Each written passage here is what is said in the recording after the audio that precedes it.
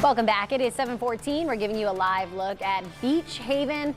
Meteorologist Mike Masco's weather source forecast is just ahead. But first, SAT season. It is back upon us, and the deadline for the March exam is actually tomorrow. So lots of high school juniors, they're going to be looking to take the test this spring for the first time as they start to think about applying to colleges. Joining us this morning, we've got David Blowbaum. He's the Director of Outreach for the National Test Prep Association, and he's here to walk us through what students and their parents or caretakers should know. Good morning, David. Good morning. Thanks for joining us. So obviously it's been quite a while since I took the SATs, and I know they've changed over the years. I'm sure it's been a while since some of our viewers have taken them as well. So how do they work currently?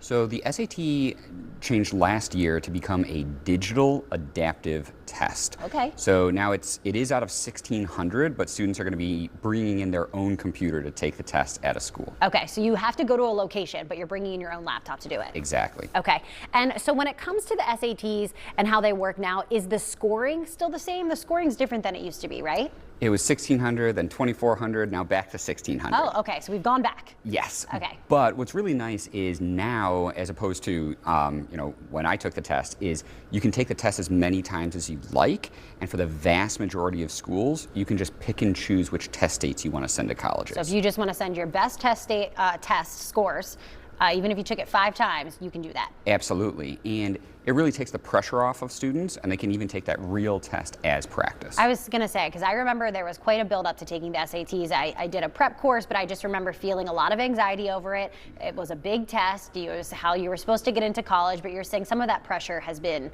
alleviated for students. Absolutely. Go in, take it as practice, and if you do really well in one section, the vast majority of schools will just lock in that one section score for you, and then you can stop prepping for that section, just prep for the other section then and try and get that score up. The vast majority of schools are just going to see your highest ever verbal on any test date and your highest math on any test date. And so, yeah, for a reminder, you have verbal, math, and what are the sections? That's it now. Okay. Yep. And we talked a little bit in the break about the ACTs. I was saying I never took them. You were saying the coasts mainly are SATs, but people can take the ACTs. Absolutely. So colleges view SAT and ACT scores equally. Okay. So students really should take a practice test of each and see which they do better on.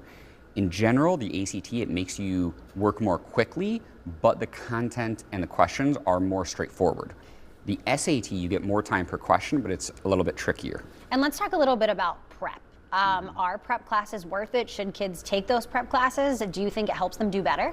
In general, prep classes are worth it. I would say make sure you're working with a professional tutor.